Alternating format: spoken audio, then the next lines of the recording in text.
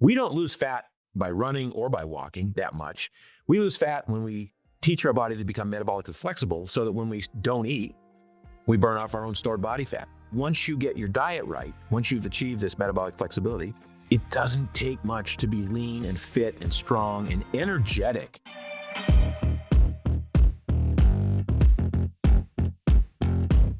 Hey everyone, welcome back to the Earn Your Happy podcast. If you are struggling with stomach issues or you have felt bloated and you have been trying everything and you do not know what's going on, it could be that you need probiotics. And the crazy thing is that probiotics have been talked about for a while now, but still so many people do not take one and they don't know why they should take one. So let me tell you, we're going to do a quick little lesson here. Probiotics are essential for maintaining healthy gut microbiome, which plays a crucial role in digestion, immunity, skin health, and even mood regulation. So pretty much just being a human.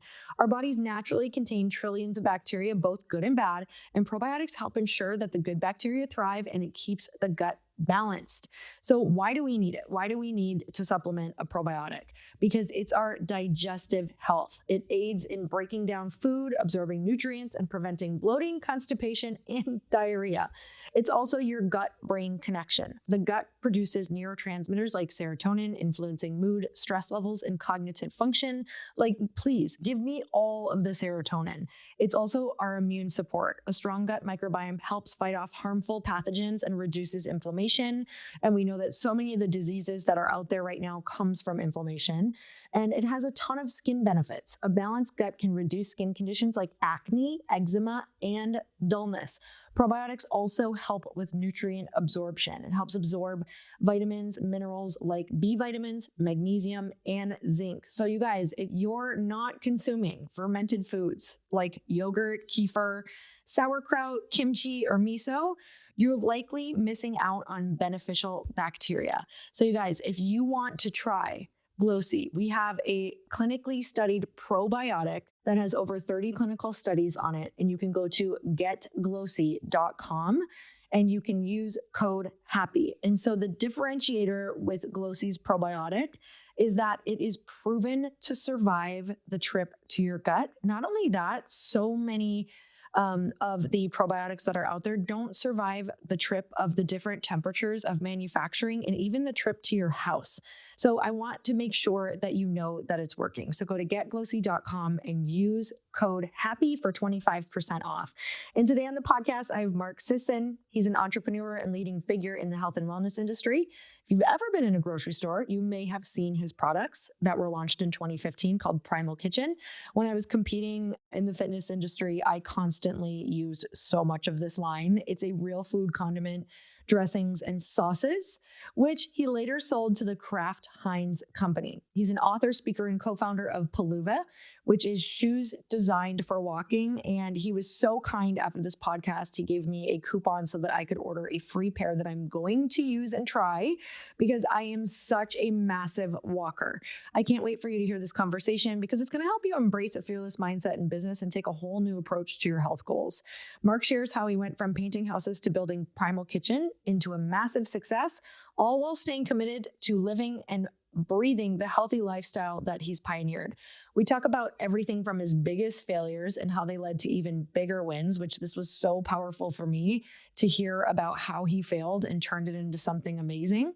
And also, I'm such a big fan of going on walks, and he is huge on walking. His new book is all about walking. Chris and I have gone for walks for years with our dogs, and we do our Power 9 exercise together.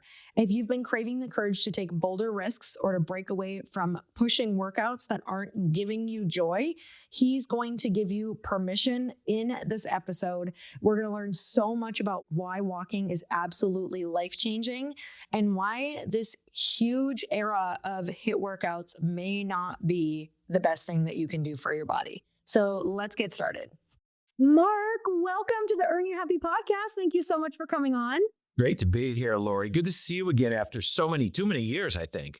So good to see you. I think the last time I saw you was in the gym at Equinox in Santa Monica. That's right. And Chris and I had gotten the opportunity to go to dinner with you and your lovely wife. which was so much fun. We got to go to Soho House in Malibu, which is beautiful, and just be able to chat with you there. But then saying goodbye to you in the Santa Monica gym because you said you were moving to Miami. So you were so excited about it. And I love hearing that you are, Mark and I had a tiny little catch up right before this, that you're thriving in Miami. Yeah, I mean, look, it's I'm an outdoors kind of person. I like, we're going to talk about this in the show, but I like walking a lot. So I love the sun on my face. I like warm air. I love warm water. The water here is 20 degrees warmer than it is in California. The beaches are nicer. Sorry. You got great restaurants. I've picked up a whole new sport, fat tire biking on the sand, which is incredible workout and a lot of, I guess, fun in quotes, but great way to work out, but a great way to be outside and breathing in that fresh salt air and everything. So I'm a huge fan of Miami Beach. So when you transitioned, for so many people, you went from coast to coast. That's a really big deal. How long were you in California? Well, I went from coast to coast once before. I grew up in New England. So I went to school in New England. I went to college in Western Massachusetts. And then one day I just said, this is not working. This cold weather is not working. So I drew a diagonal line across the country and moved to California. So I moved to California in 78. And then I spent 30 years in Malibu. And that's where we raised our kids. And that's where I sort of settled in. And, I grew several of my businesses working out of my house in Malibu. So I have an affinity for that area. But, when the kids... Malibu is a very kid-friendly community, but you have to get in your car to do everything. So you drive to soccer practice, or you drive to Little League, or you drive them to school. And once that phase of your life is over, which it was for us, it's like, okay, what are we gonna do? We want to be in a place where we can walk everywhere and have immediate access to the gym and to coffee shops and restaurants and things like that. So that was really what prompted the move away from California. That and the taxes. Exactly. Right. Oh, I feel that. Okay, so my question for you, you have been in the health and wellness industry for so long. When did that start for you? Tell me about your family life growing up. Was your family healthy, or how did that get introduced? Yeah. I grew up in Maine. I grew up in a fishing village in Maine. My father was a painter, a fine artist, and supported the family, painting pictures and making jewelry and other sort of arts and crafts. He was a track star in high school. And then, ironically, he was told he had a heart murmur. And in the 40s, that was sort of like, oh my God, I better stop training, I better stop working out hard. I have a heart murmur. They know now that it's usually nothing. And if it's even something, it's fixable. So he kind of backed off. But he had been a track and field athlete. My mother was very interested in health and was always reading books on diet and exercise and longevity. There was a famous author in the 50s and 60s named Adele Davis, who sort of was the pioneer in that space. And so I would read the books that my mother was reading, and really at an early age, kind of nerdy about health and fitness, starting from like 13 or 14 years old. So that's kind of what got me started. And then I lived about a mile and a half from school, so I just found it was easier to run to and from school than take the bus. So with the running that I was doing, just as a means of transportation, went out for the track team and found that I could win the mile and the 2 mile at almost every track meet. So that became my thing, and that was how I found my sort of sweet spot as an athlete. That rolled over into college, where I was captain of the track team and cross country, and then I ran road races for years after that, 5Ks, 10Ks, marathons in the early days of the running boom, when there were races every weekend all over the place. And then I got injured, and then the running was too much. I had a highly inflammatory diet, it turns out, even though I'd read every book there was on fueling for sport. We've learned a lot in the last several decades. And so I was, on the outside, I was kind of the picture of health. I was on the cover of Runner's World magazine 3 times. I was, everybody looked up to me as this fit guy that could perform well. But on the inside, I was really falling apart. I had irritable bowel syndrome. I had esophageal reflux GERD. I had bad skin. I had arthritis in my feet. It was horrible. And, it turns out a lot of that was diet, which kind of pointed me down this avenue that led to a lifetime of exploration of, what are the things that we can do? What are the foods that we can eat that decrease inflammation and allow us to build muscle and help us burn off the stored body fat and things like that. And that's really kind of how I got to where I am today through this, having started seeking health and then chasing performance for a while. And while chasing performance, finding out that my health was being compromised in the name of performance, and then finding that intersection of where they meet, where you can be strong and lean and fit and healthy and happy at the same time. And here we are today. That one took me a while to figure out too. I went through a similar journey of kind of falling apart before I put it back all together, doing my best to stay as fit as possible. So where in that journey did the entrepreneurial portion come from? I've always been entrepreneurial, and I was pre-med in college. I put myself through college. I've had businesses my whole life. So, I sold, I mowed lawns at the age of 12. I had a lawn mowing business, 12, 13, 14 years old. At 15, I started painting houses in the summer. I made a lot of money painting houses. I put myself through prep school and college painting houses. Did your family not have much money or? No, it was, no, we were, we were poor, but we didn't know it kind of thing. Love that. Yeah. So, I remember one year I made more money than my dad, which wasn't, we still lived reasonably well in a small house in a fishing village in Maine. But that year I made more money than my dad painting houses. So I was a pre-med candidate, and I was also running extremely well in the latter part of my college days. So I decided to take 3 years off and train for the Olympics to try and qualify for the Olympic marathon trials, the U.S. marathon trials. In so doing, I sort of had to double down and become a contractor. So I was a painting contractor supporting my lifestyle, which by then included traveling around the world doing races. And there was not much money to be made in that sport in those days. It was still an amateur sport.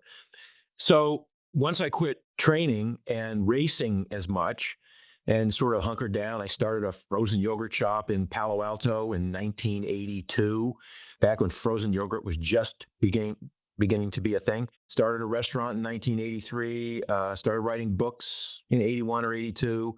Just always, I've never really worked for anybody else. So I've always kind of made my own way and figured out what it is that my secret sauce is, or what I'm good at that I think people would benefit from knowing or from reading or purchasing as a good. Yeah. So that led to a supplement company, which I started in 96, Primal Nutrition, which did very well for decades. And then I got sort of a wild idea to start making sauces and dressings and toppings and things that you put on food in 2014. And that quickly morphed into Primal Kitchen, which grew rapidly. And then I was able to sell and make a lot of money and be able to kind of maybe take a step back and think about easing off the accelerator for a while. And so I did that. And then as recently as 2020, I'm like, okay, I got to start something up again. And I'd really been interested in footwear. So I started a new shoe company called Paluva. And I started that with my son, my co-founder, and we're having a blast and we're doing very well. And it's taking off. It's a really unique kind of product. It's a 5-toed minimalist shoe that is probably the most comfortable shoe you'll ever wear. I guarantee that it will be. And also is good for your feet and encourages you to want to walk. So how's that for a segue into the topic of the day? It's so good. And we're going to chat about that because he has a new book about walking out, which I'm so excited about. Everyone who listens to this podcast knows I'm walking obsessed for so many different reasons. But what do you think makes you different than, other people who are maybe fearful of starting businesses? What in your brain, what's a belief that you have that you're not afraid to have done all these things and just kind of pave your own way? I'll tell you what it is. It's what's the worst that could happen?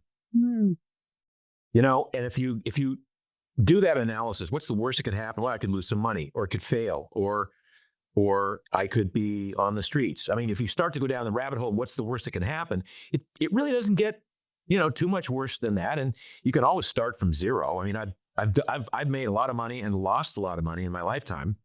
So having done that and knowing that I have the the skill to be able to summon the energy and resurrect and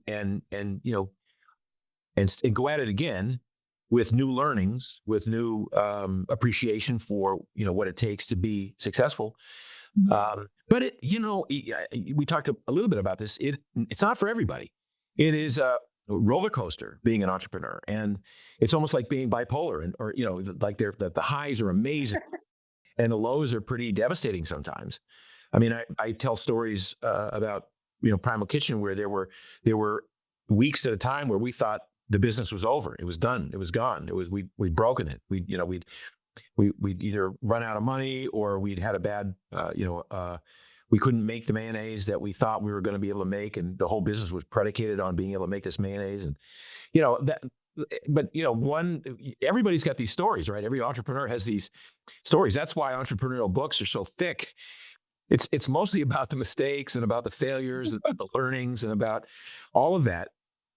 But I come back to this notion that what's the worst that could happen, right? And if I don't do this, I will beat myself up mentally for the rest of my life for not having given it, a good shot. I mean, I did a TV show. I self-produced a health show, a health talk show called Responsible Health. I shot 51 half-hour episodes of it, and it aired on Travel Channel in 2005. And I was at the end of my rope. I'd had a bad series of events with growing my vitamin company up to a certain number, and then that business model stopped working, and I had to kind of regroup and figure out what I was going to do. And I invested like $1.5 million in this show, and it failed miserably. And from that, I was able to pivot and start Mark's Daily Apple, which was a big success story for me. And had I not failed in this attempt at doing a TV show, I probably would not have had the motivation to start the blog, which became one of the top health blogs in the world at the time. And almost more importantly, if I hadn't done that show, I would have kicked myself for the rest of my life for not having tried, because I was good at creating content. I had been, sort of an actor, TV personality, broadcaster type for a while. And so all of those things felt like it was the right thing to do. It just didn't work, right? I was buying time on Travel Channel. I was paying to produce these shows, and then I was the sponsor. It was what they call self-liquidating. It was like a health talk show, but it was an infomercial in it for selling vitamins and my supplements. So anyway, lots of failures along the way, and lots of sleepless nights. But God, it's worth it. When you hit a home run or even a double, it changes everything in your life when you stick to something and it succeeds, and you come through and you go, wow, I did that. And as a result of the success of that, my family won't have to worry for the rest of my life. Mm-hmm. Tell me the formula that you came up with. I'm sure it changed multiple times through the years, around supporting yourself through like those big stress failure moments, because they happen frequently as you're evolving. How did you support your health? Were you walking at that time? Were you already a walker? Like, tell me about what that journey looked like.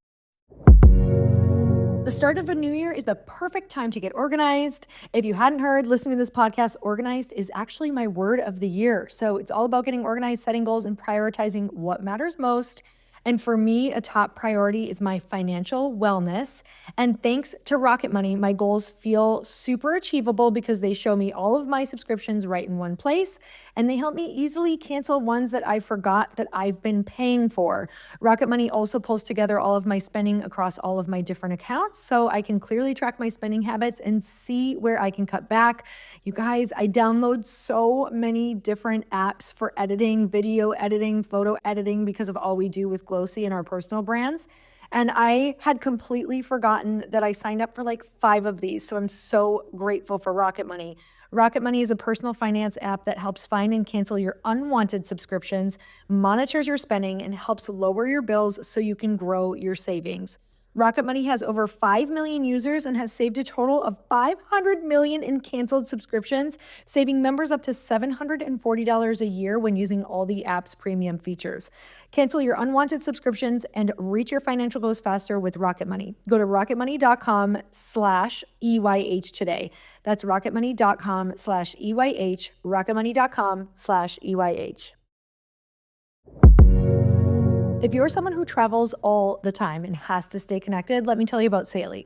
Saily is a new eSIM service app, and you can choose from several affordable eSIM plans in over 190 countries and 8 regions. With Saily eSIM, you'll always have a connection when you need. And if you've ever been lost abroad or really needed internet with no Wi-Fi in sight, you'll understand what a difference a local SIM card can make. With Saily, you only have to download once. You get affordable prices, global and regional plans. You can avoid scams, protect your privacy, stay connected, and have 24/7 chat support, along with a full refund if your device isn't eSIM compatible. Get an exclusive 15% off discount on Saily eSIM data plans. Go to saily.com/earnhappy. Download the Saily app and use code EARNHAPPY at checkout. That's EARNHAPPY at checkout at saily.com. As a small business owner, you don't have the luxury of clocking out early. Your business is on your mind 24/7. So when you're hiring, you need a partner that grinds just as hard as you do. And that hiring partner is LinkedIn Jobs. When you clock out, LinkedIn clocks in. LinkedIn makes it easy to post your job for free, share it with your network, and get qualified candidates that you can manage all in one place. I've had to hire so many people through the years, and let me tell you, it's one of the biggest challenges you face as a small business owner, and having an expert like LinkedIn Jobs in your back pocket is gonna help you so much. Here's how it works. You post your job, LinkedIn's new feature can help you write job descriptions and then quickly get your job in front of the right people with deep candidate insights. You can either post your job for free or you can pay to promote it. Promoted jobs get 3 times more qualified applicants. Get qualified candidates at the end of this. So at the end of the day, the most important thing to your small business is the quality of your candidates. And with LinkedIn, you can feel confident that you're getting the best. Based on LinkedIn data, 72% of small businesses using LinkedIn say that LinkedIn helped them find high quality candidates. Share with your network because you can let your network know that you're hiring, and this is a huge help. You can even add a hashtag hiring frame to your profile picture and get 2 times more qualified candidates. Find out why more than 2.5 million small businesses use LinkedIn for hiring today. Find your next great hire on LinkedIn. Post your job for free at linkedin.com/qualified. That's linkedin.com/qualified to post your job for free. Terms and conditions apply. You know, I was always working out, and I've always been a fit guy, and I've always felt that fitness is still my number one job. I have to be fit for myself. I have to be fit for my family, fit and healthy for my family.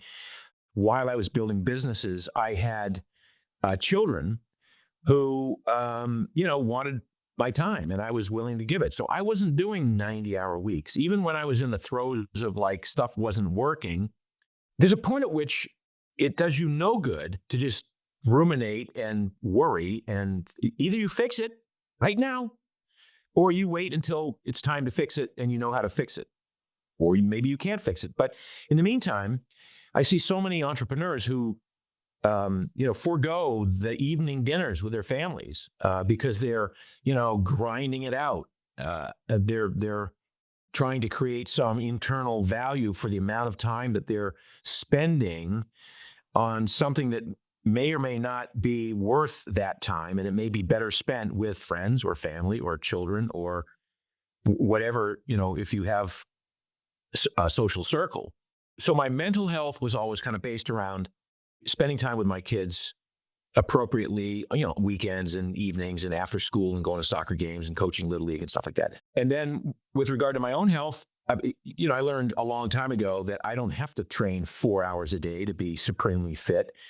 The irony here is I spent a lifetime doing that, and I didn't get much fitter than I am right now with 45 minutes a day, but well-crafted, well-strategized workouts, a lot of which is walking.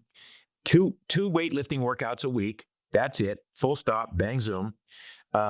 One sprint workout a week, And then I play. I ride a fat bike on the beach. I stand up paddle with dolphins and turtles and manatees and whatever. And I play ultimate frisbee with my friends. And so I guess that counts as exercise, but it's still, it's incorporating all the stuff I do in the gym in a way that is useful because I'm having fun and playing, and I'm calling in on all my strength, my endurance, my aerobic capacity, my VO2 max, my agility, my power, all of these things I get to put together in some playful manner once in a while.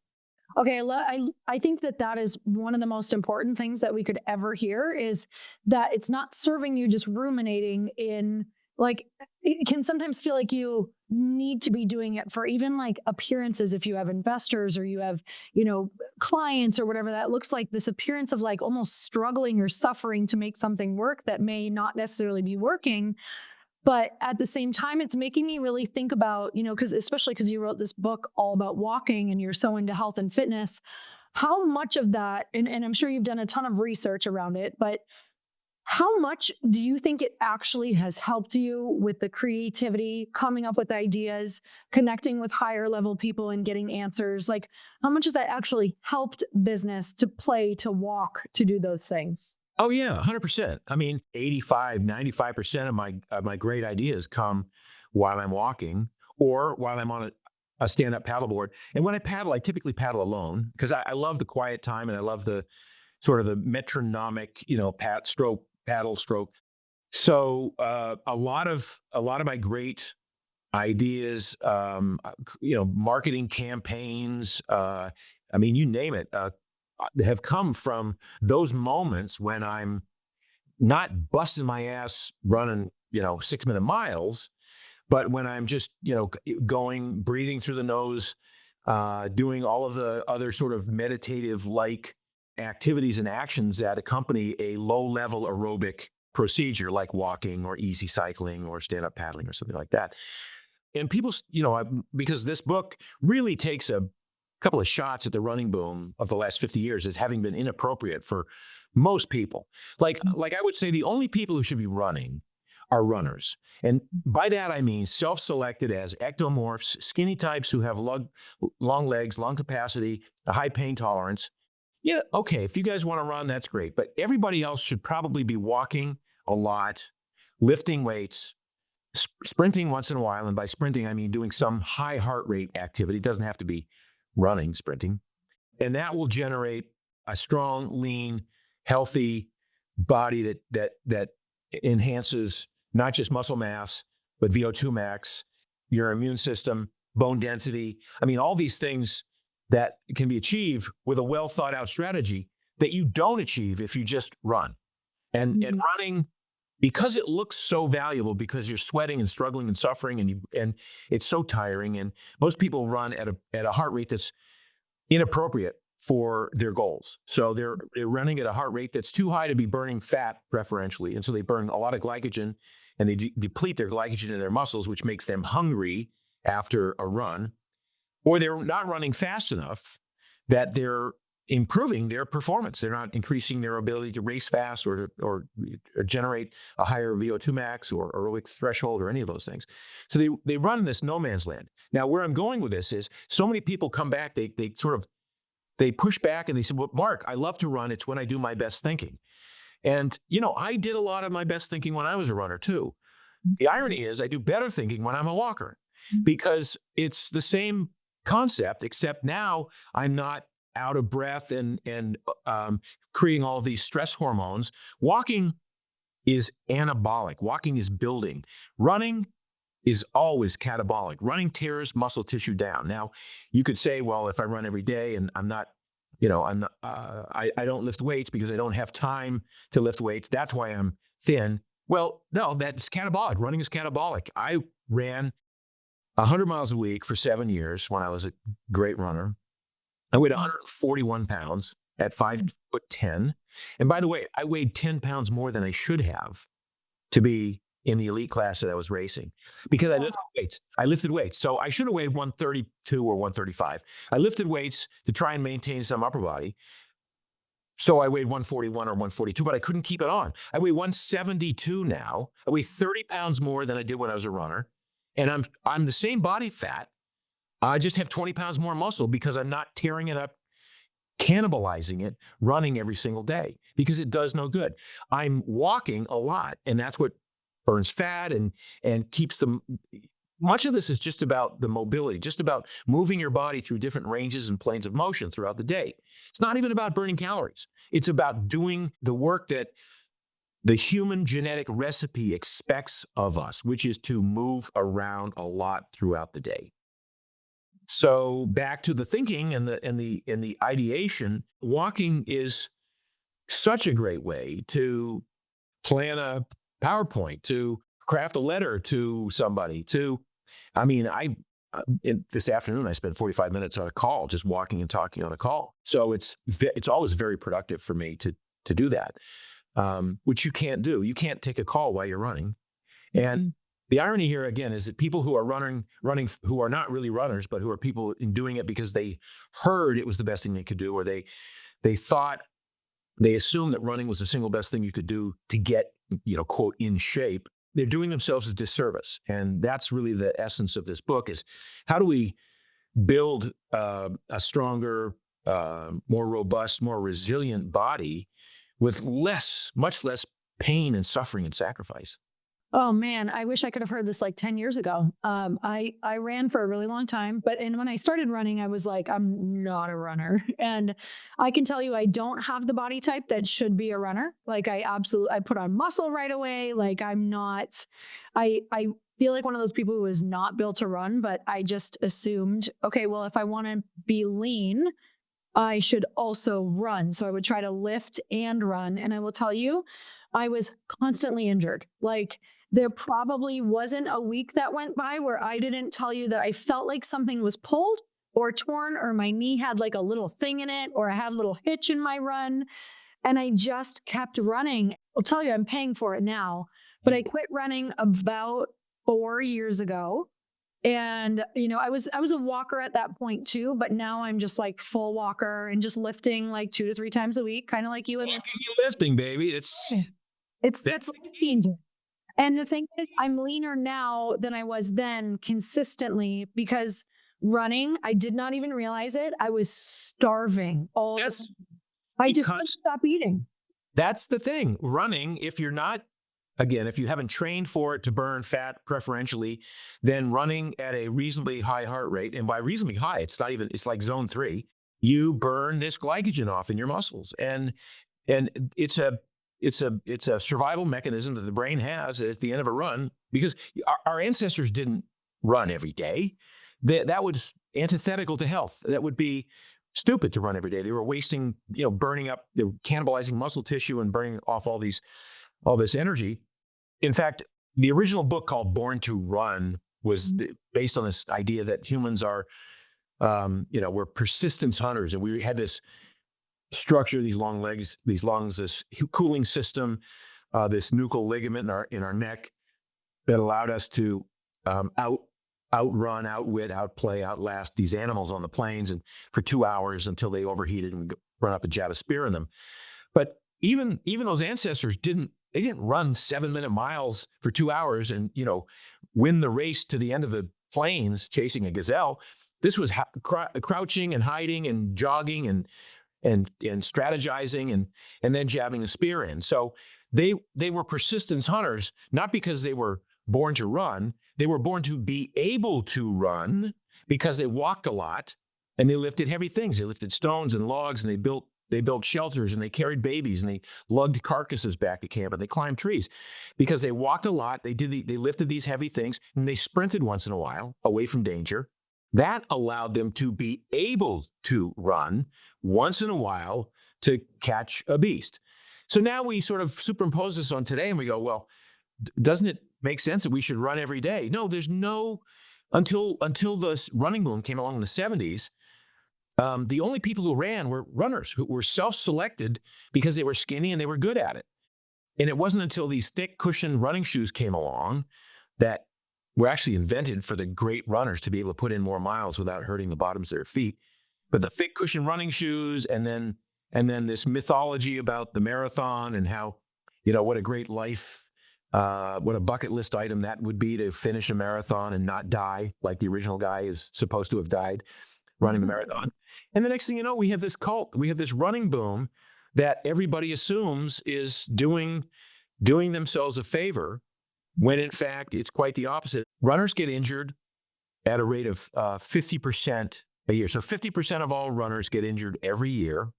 And like you, they're like, it must be something wrong with me because, why am I getting injured all the time? Well, you're getting injured all the time because you're not a runner. I'm sorry.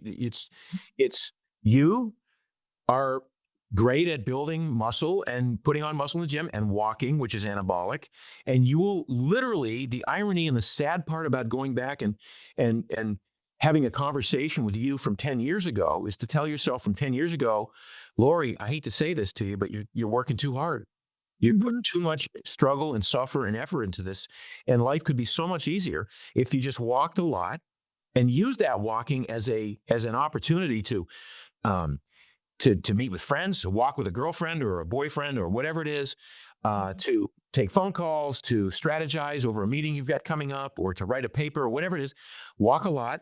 And then all you have to do is find 3 times a week where you go to the gym. It's so easy. And clearly you have to get the diet dialed in, right? I mean, that's one of the things that we've talked about. That's been my specialty for the longest time.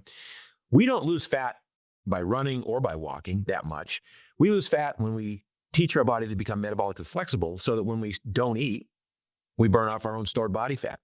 When we do, so the metabolic flexibility has been that's really been my main cause of the last decade and a half. How do we achieve this metabolic flexibility where our bodies are so adept at burning our own stored body fat that as we're sitting around all day, we're burning stored body fat. As we're sleeping at night, we're burning body fat. As we wake up in the morning, we don't need breakfast because we're burning our stored body fat. And we only get hungry when we're hungry, and we only eat what we need to eat to replenish protein and some of the fats and some of the carbohydrates. But we don't need to be eating 3,500 calories a day and then going to the gym and trying to burn off 1,000 of those, to make some equation balance out.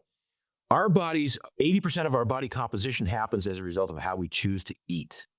So you can't exercise away a bad diet. You have to get your diet right. But once you get your diet right, once you've achieved this metabolic flexibility, it doesn't take much to be lean and fit and strong and energetic. I mean, one of the things that happens with people who work out so much is they're always beat up. They're always burned out. Or they're always, when I was one of the top athletes in the world, I got sick, colds and flu 5 or 6 times a year.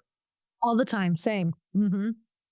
Yeah. What do you think is the ideal kind of walking for people who are like, okay, if I'm going to try this, let's say we're talking to a runner right now who runs 6 miles 2 to 4 times a week, and they're pretty addicted to running. Like, what would you say is a good transition for them, and what do they expect in the transition? Does it take a while for that appetite to start like not being so intense? Does it take a while to start really seeing like that taper off of where they were at with running?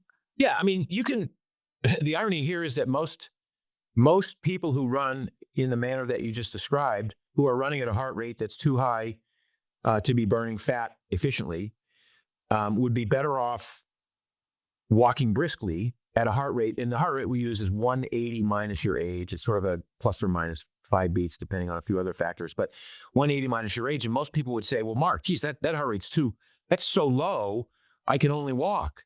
If I start jogging, my heart rate gets above that.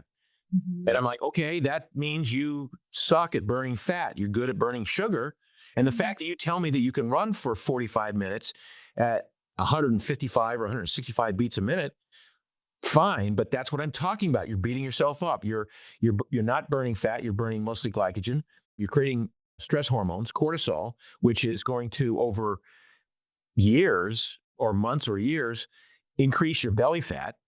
Ironically, because cortisol is it helps promote visceral fat. It suppresses the immune system, and you're going to negate some of the work you do in the gym, because when you lift weights, you don't want to be secreting cortisol. Cortisol is a catabolic hormone. It tears muscle tissue down. So if you say you want to be, beach fit and you want a beach body and you want to look, have nice muscles and still be, fit, but be lean and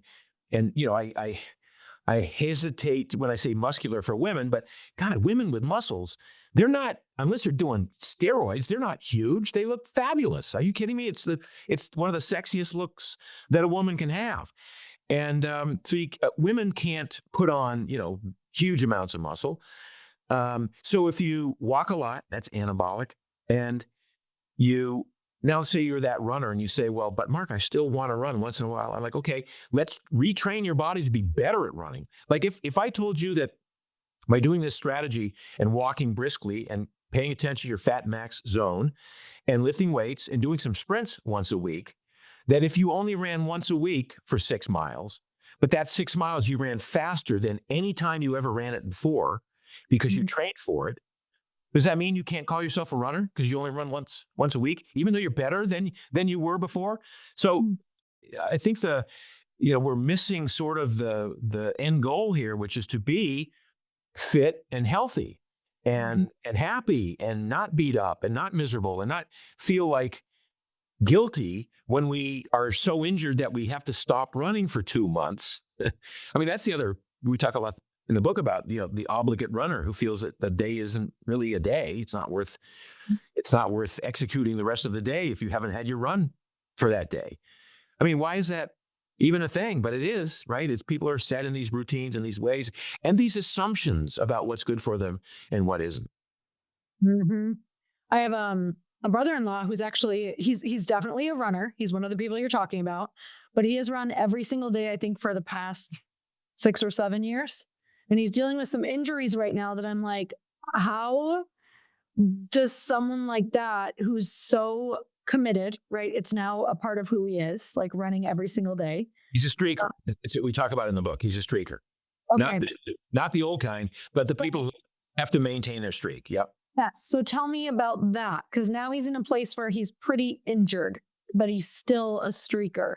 How is it, mentally, is there a way to transition, do you think, for those people? Like, what could be a healthier way to start transitioning into something different? Well, first of all, a healthier way is just to start walking and lifting and cutting back on the running. But for streakers, it really is a psychological thing. Like I'm so invested in this now, I can't back down. Yep. Right? The day I stop running ends the identity that I built for myself for the last 6 years. So that becomes more psychological than physical. One of the things that I've done this year that has made the biggest change in my life, that has made me so much happier and more productive, is to designate days of the week for certain things. So some days are my creative days, some days are my podcast days, my meeting days, my planning for mastermind days, or our programs, whatever it is. I have them all set so that my brain really uses a certain part of my brain on those days. But let me tell you what doesn't change. That is how much I log into Shopify every day. I use Shopify as the platform for Glossy, and I'm so grateful because it makes it so easy for me to actually see every single customer, what is working, where they came from. It's literally life-changing. And I know that you've probably been a customer who has had an incredible experience on Shopify because they make the shopping experience so easy. And let me just tell you, this is what you want for your customer because too many people are lost in the process. So you can upgrade your business and get the same checkout that we use at Shopify. Sign up for your $1 per month trial period at shopify.com/happy. That's all lowercase. Go to shopify.com/happy to upgrade your selling today. Shopify.com/happy.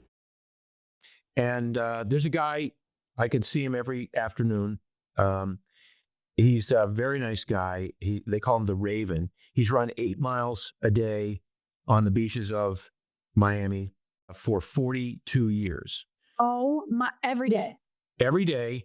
And it is painful to watch. I can't watch him. He is scrunched over, hunched over sideways, walking with a limp, not running, but he has to maintain the streak.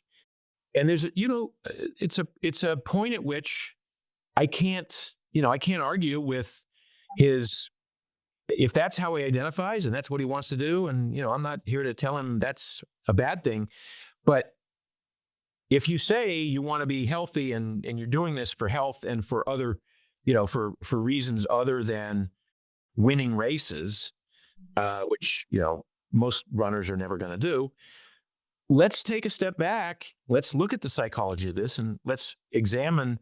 You say you want this end goal, and you started out with an idea of how to get there, which for you meant hard work, every single day, routine, strict following of guidelines.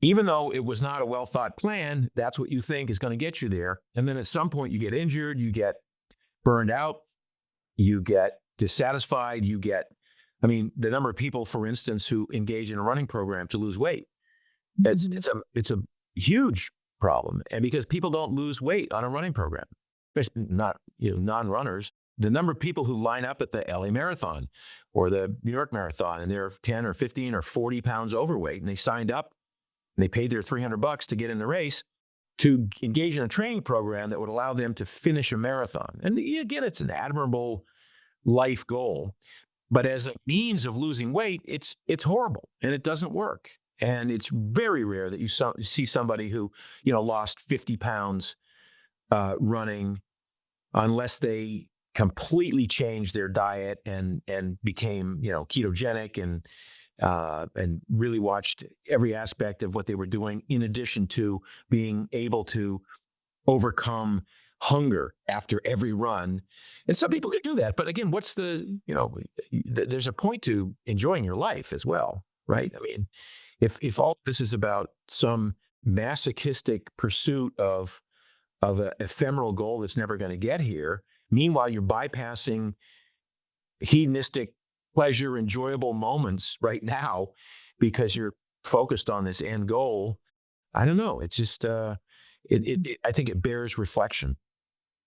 Yeah, I think part of my personal addiction was like it worked for me for a while where I was like, whoa, like I kind of feel like I lost some weight right away. And that, I think probably even a lot of it was like water weight after around 2 miles for 90 minutes in, some heat. And I think there's a part of your brain that's like, well, that was also good for me. And, I've got great ideas during it. And all of a sudden you can create this like addiction cycle. And it's funny how much dopamine you can get from when you first start to think that something works, that you can get so addicted to thinking that has to work again. And you keep going back to it and back to it and back to it. And I think it also, for me, I think the pain of running started to be way more and I wasn't getting the payoff. So I had to do what you said. And I really had to like rethink, what am I doing with my life? What is this actually causing? And can I get like these hits that I was getting that I thought were so valuable with running in different ways, and come to find out I could get it through walking. I got it through cycling.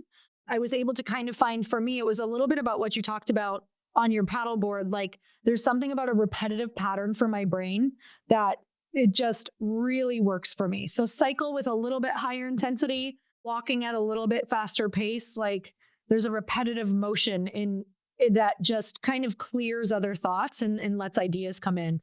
For you with this book, because I feel like, in order to write an entire book about walking, you had to do so much research and just really learn about how people really function, and runners and walkers and the mindset behind all of it. What were like the top 2 most interesting things that you learned? Well, that's a good question, because there are a lot of interesting things I learned. So this book started out being an anti-aging book. And so much of what I was focusing on in the anti-aging protocol was walking. I'm like, okay, this should be a walking book. And it has to start by dismantling the marketing hype of the last 50 years that has surrounded the running boom. The running boom never should have existed. It was just sort of a perfect storm of misapplied anthropology. Again, these persistence hunters. An analysis by Dr. Ken Cooper in 1968, looking at cardiovascular health and realizing that people who did high heart rate exercise tended to live longer than people who didn't. So the term aerobics was coined, and that's what kind of got people on this notion that running was not only a good thing, but the more you ran, the better it was for you. It turned out that was not true. And he actually recanted that years later. And then Jim Fixx writes a book on running because he uses running to get rid of his smoking addiction. And other people were writing about their substance abuse addictions and how running was a better way to do that. And it's kind of skyrocketed, snowballed into this thing where Bill Bowerman, who was the coach of the Oregon Track Club, and Phil Knight, who was starting Nike, decided to create these thick cushioned running shoes that their elite runners could put more miles in. And it worked well for them. But then other people started running in them. And next thing you know, these shoes are encouraging runners to run with bad form. They're literally, in the last several decades, the shoes have gotten thicker and thicker and thicker. And there's no decrease in running injuries because the shoe doesn't do what it's supposed to do. It's the foot that's supposed to absorb the shock when you run, not the shoe. And if the foot doesn't absorb that impact appropriately, all those forces go up to the joint. They go up the kinetic chain past the ankle to the knee to the hip, and people get injured. And they get either overuse injuries or they get side to side dysfunctions that manifest themselves in tendinoses or tendinitises or pulled muscles or shin splints or plantar fasciitis, Achilles tendonitis. I mean, everybody's got a story about a running injury. And an injury is your body's way of telling you you're doing this wrong. Do you think our ancestors got injured? Yeah. You think somebody on the plains of Africa chasing down a gazelle or persistence hunting a gazelle would go, oh shoot, I pulled a hamstring. You gotta hold up. Gotta send in a replacement here. No, it's just we evolved with this ability to sense the ground underneath us with bare feet, typically, and then to accommodate the change in texture and tilt and temperature of the terrain that we're working on. So the brain knew exactly how much to scrunch the arch, how much to bend the toes, how much to roll the ankle out a little bit maybe, or bend the knee deeply to absorb a little bit more of that impact, or tilt the hip, rotate the hip a little bit, whatever it was. All of that's wired into our brains, but we bypass it because we wear these thick cushioned shoes. And then we feel like, oh my God, I'm walking on a cloud. I'm walking on a pillow. It must be good for me. And it's not. Let me tell you, I was that person who started running with the thinner shoes. And I was like, oh, this is great. And then we got thicker and thicker and thicker because I was like, it's got to be better for my knees because my knees are getting worse and worse and worse. And it just got to the point where I couldn't anymore. Like my body actually, I was like, I will not be able to walk when I'm 50 if I keep this up. That's how I started to feel, like my knees. Yeah.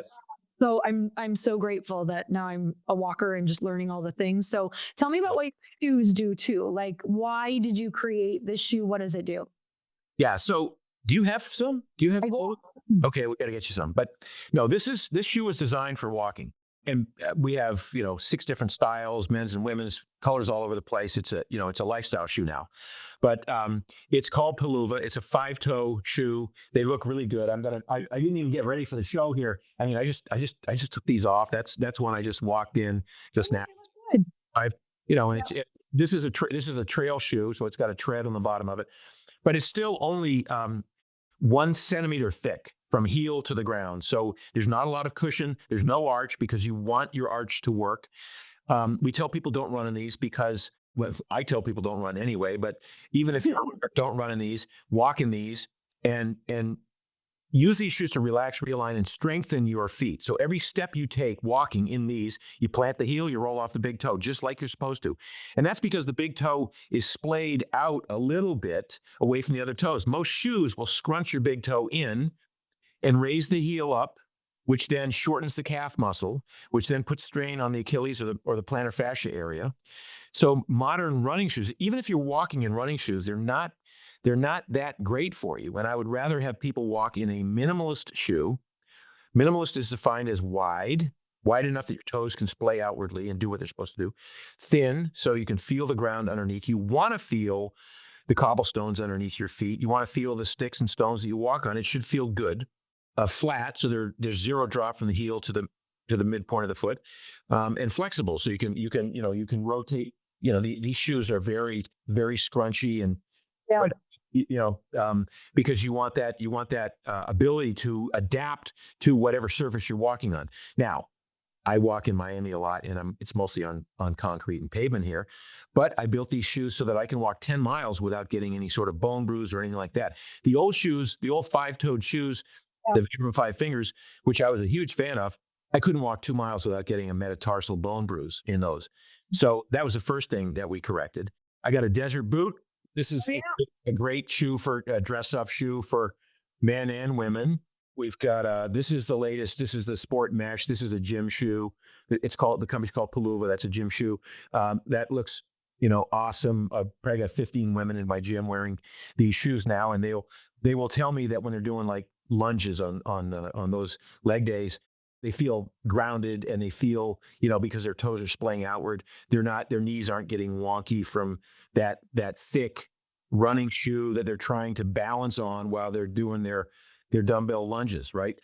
So these shoes are made for walking. Everything else, I mean, people lift in them, people play pickleball in them, and people are using them for everything now because they love them. But it really gives you a sense of like how much we've lost our connection with the earth. Our feet are our connection with the world, with the earth. And to put on thick, cushioned, heavy, stiff shoes and then think that everything's fine when the body says, well, we must be walking on stilts. We can't feel anything underneath the foot. So we really want to change the way the world looks at movement, and particularly walking, with this shoe company. I love that. Well, I'm such a massive advocate of walking. I was telling you before this that Chris and I feel like we have resolved literally every single problem that we have had on a walk. And if there's ever Sometimes they just get really long, right? Honestly, they're very long. I know, but I mean, that's the magic of it, right? It really is. We haven't finished this conversation. Let's keep walking. And you go, oh my God, we've been walking for 2.5 hours, but we resolved it. Am I right? And I even say with girlfriends, like there's nothing that you can't solve on a long girlfriend's walk. Like you'll fix it. You'll find it somewhere. Like it may not be one walk, but put a few together and you're going to get your answer. It's what we're supposed to do. It's like, there's stories about, all of the great leaders and presidents who would take people on a walk to solve different problems, world issues. I'm like, there's a reason for it. It changes everything. And I can tell you, Chris and I would not be married 20 years now without walking, for sure. Hands down. There's no way, because we solved everything on a walk. So I love that you wrote this. I'm very excited about it. I hope that this gets out there because I think families would be happier, relationships, human beings. I just think that it's the answer to most of the problems that we all have. So I'm really grateful that you did it. And now we have the shoes to walk in it too. Yes. Yeah. So I will make sure to link those up because you guys, for all of you listening who couldn't see the video as well, they're good looking shoes. Like some of them are an absolute no for me. These actually look good. So I'll link that up. I'll link the book up, and I'm so grateful for you. No, thank you. And will you do me a favor? Will you try them out for a while on your wall? I'll try them out. And for sure. Do an analysis, good or bad, of that? I will do an analysis for you. I will let you know because they're gonna get about 6 miles a day walking. So I'll tell you. Perfect. We'll get you set up then.